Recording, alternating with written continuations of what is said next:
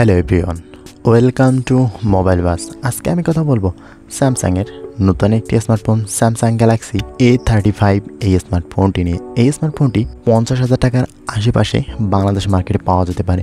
এই স্মার্টফোনটি দুইটি ভেরিয়েন্টেই পাওয়া যেতে পারে, 6GB 128GB এবং 12GB 256GB ভেরিয়েন্টে। তো এই ভেরিয়েন্টের স্মার্টফোনগুলো যেহেতু 6GB সেক্ষেত্রে আপনার 30,000 টাকা বা 35,000 টাকার মধ্যে পাওয়া যেতে পারবে, আর 12GB এবং 256GB স্মার্টফোনটি 50,000 টাকার আশেপাশে পাওয়ার সম্ভাবনা থাকছে।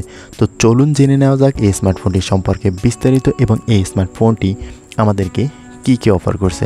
প্রথমে যদি এই স্মার্টফোনটির ডিজাইন এবং বিল কোয়ালিটি নিয়ে কথা বলি, ফোনটি দেখতে বেশ চমৎকার। ব্যাক প্যানেলে 3 লেয়ার ক্যামেরা সেটআপ প্রোভাইড করা হয়েছে এবং ফ্রন্ট ফেসিং একটি ডট নচ ডিসপ্লে দেওয়া হয়েছে, যেটি দেখতে বেটার লাগছে। কালারগুলোও অসাধারণ এবং বক্সি টাইপের ডিজাইন হওয়াতে চমৎকার লাগছে। এই স্মার্টফোনটি ওয়েট থাকছে 209 গ্রাম এবং থিকনেস 8.2 মিলিমিটার। একটু মোটাসোটা স্মার্টফোনটি এবং 8.2 মিলিমিটার হওয়াতে একটু মোটা এবং ওয়েটের ফোন।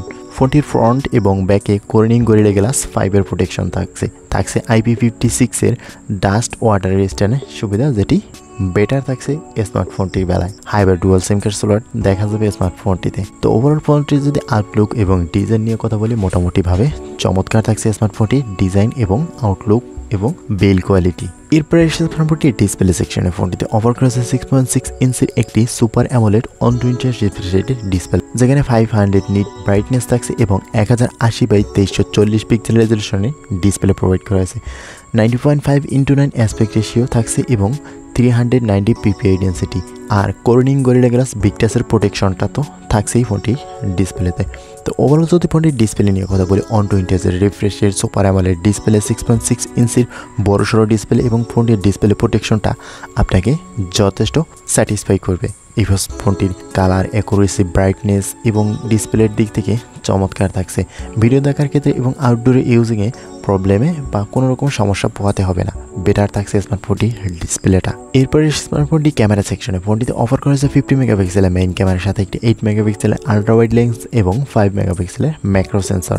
ফোনটির ব্যাক ক্যামেরা দিয়ে 4K/30fps রেজলিউশনে ভিডিও রেকর্ড করা যাবে। EIS এর ছবিটাও থাকছে।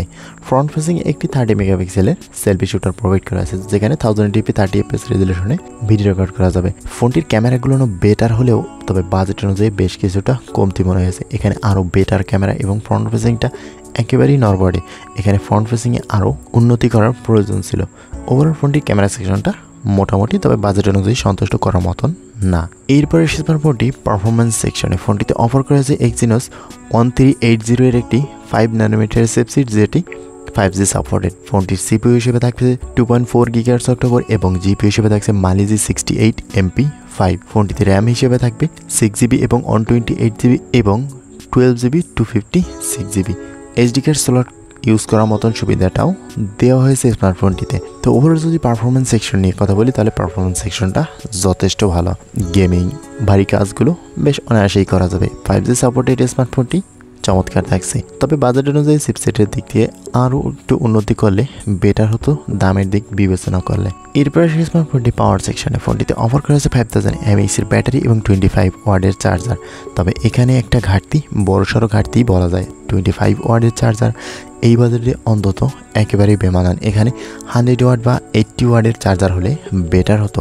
5000 mAh যথারীতি ঠিক আছে, বাট এখানে চার্জিংয়ের দিক থেকে আপনাকে যথেষ্ট স্যাটিসফাই করবে না স্মার্টফোনটি। তো ওভারঅল ফোনটি 5000 mAh ঠিকঠাক থাকছে। এছাড়াও স্মার্টফোনটি কানেক্টিভিটি সিস্টেমে থাকছে loud speaker, 3.5mm headphone Jack, Bluetooth 5.3, GPS, USB Type-C port, dual band wifi এবং NFC সুবিধা।